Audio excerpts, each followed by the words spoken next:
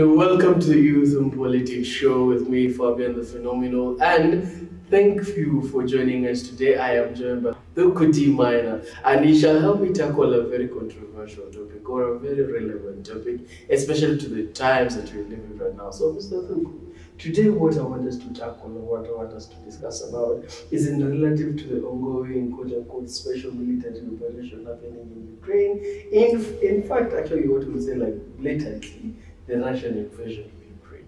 So the question now would be, for example, given the fact that this is happening, and we're already seeing humanitarian crisis, we're already seeing the possible law crimes being investigated, and now we take that and we juxtapose the African continent.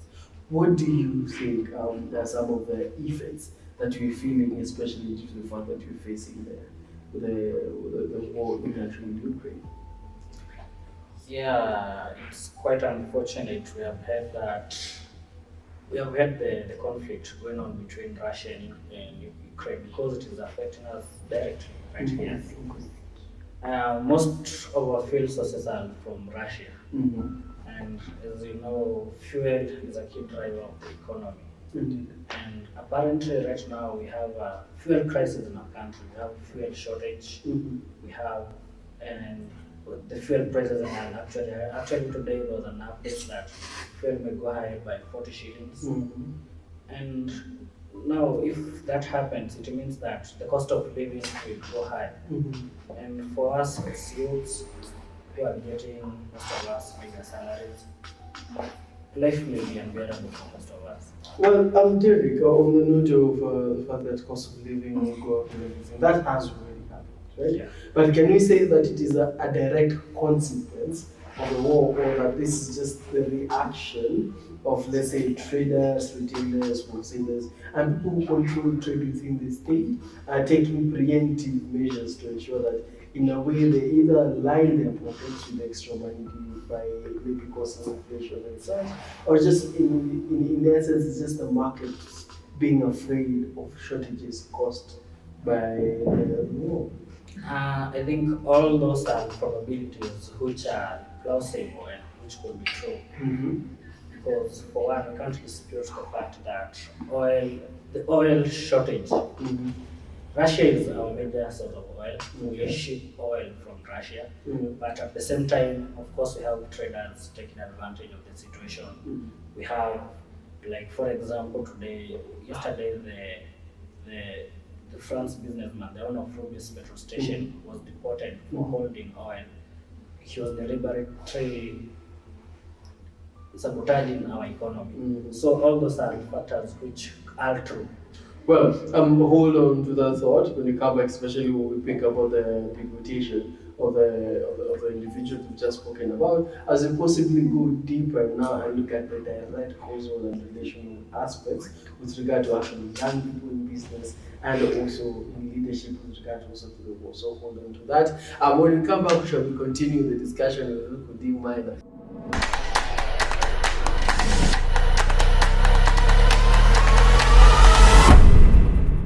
Welcome back to the Youth and Politics Show right here. I'm your host, Fabian the Phenomenal, and I'm also joined by the wonderful Kuti Minor, who's helping me deconstruct the whole conversation between the quote-unquote ongoing special military operation in Ukraine and also its consequent effects right here at home in Kenya and in Africa, especially among young people. Now, look, you had mentioned about the implementation, but along with that thought process, I want us to go about the roles leaders are playing in this whole situation, especially African leaders. And more so, I want us to concentrate about possibly if we had the young people in power, what do you think would have been the reaction with regard to the ongoing crisis?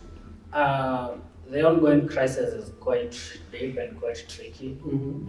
Because I can't say that the people yes, maybe they're not doing enough, but I wouldn't say that maybe even the younger people do better. Because it is really beyond that. Yeah, but what I would say maybe what needs to be done. Our leaders need to explore better ways to handle the situation. They need to explore maybe other fuel sources from other Because you find that our neighboring countries, say Uganda, say Tanzania, this is a global crisis, but their fuel prices are not as high as ours. Actually, the cost of living in countries like Tanzania is way low than here. You visit Tanzania and you just wish to invest there, not come. Some people may argue it's because also of the economic structure of such countries, isn't it? Some people may argue that the Kenyan economy does better than the neighboring economies, and some other people may argue perhaps it is better, let's say, regulatory control of the economy. But regardless of that, as we proceed, isn't it? Why do you think young people would not have, young leaders would not have acted appropriately to the situation? I'm not saying young leaders would not have acted appropriately. And of course, the society needs to embrace having young leaders.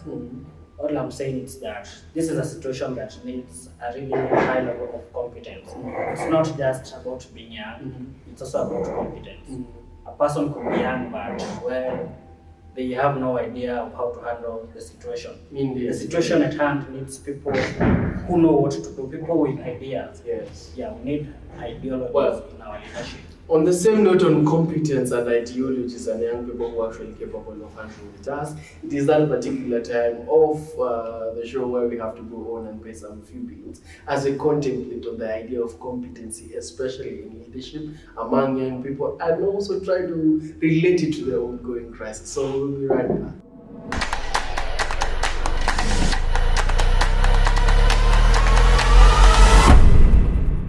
Thank you for choosing to be with me here today. I'm Fabian the Phenomenal, and this is Youth and Politics, and I'm joined by Café Channel as we continue to deconstruct the whole relation between youth and politics, relating it to the special military operation happening in Ukraine. How to call it a war, but put inside to call it a special military operation. But who knows? Everybody to each his own, isn't it? Now, in the whole conversation, you mentioned competence. Now, you've also defended yourself by saying you're not saying young people are not competent, or you're just saying that there are aspects in which you feel they are not rising up to the occasion, isn't it? Yeah, I just feel this is not a situation about young people and old people. It's more about ideologies and competence. Ideologies and competence. Yes. So which are these conflicting ideologies? Are we talking about the conservative ideology of like, we need to protect our own, protect the Kenyan populace, for example, protect the African countries, protect our own self-interest rather than going all out in assisting a foreign nation? Or which kind of ideology are you propagating in this instance? The ideologies I'm talking about is that for you to be a leader in this economical situation, when we are actually in an economical crisis, we need a person who is learned, number one, a person who is an economician, a person who knows how can well handle the situation, the inflation we are currently facing. Yeah, and that is why I said it's not really about young people. It's about learned people who have the ideas. Yes, and if you have the ideas, and then you can say you're competent enough for the job. All right. Now, from the discussion we've just had, a few key issues that we've been able to bring out is the fact that when you're talking about young people and politics in relation to such a conflict, number one, as Tuko has been able to point out, is leadership. And leadership, not just in its name, but leadership also in action, isn't it? He's also spoken about the fact that this person also has to be very conversant in the matters economy, so that the one can manage their ongoing inflation, isn't it? I think that's where the pinch mostly young people are feeling it at this present particular time, isn't it? And in last, it's in terms of ideas that can also change the tide towards peace and ensuring that there's a lot of stability, especially in the international community. I believe that at this particular juncture, it is also the hope and prayers of every single person within the globe to ensure that there's peaceful resolution, and there's also peace to the people of Ukraine and peace to the global community, and that sense of normalcy returning, having just tackling the pandemic, and now you're also fighting the war and many other instances that are there.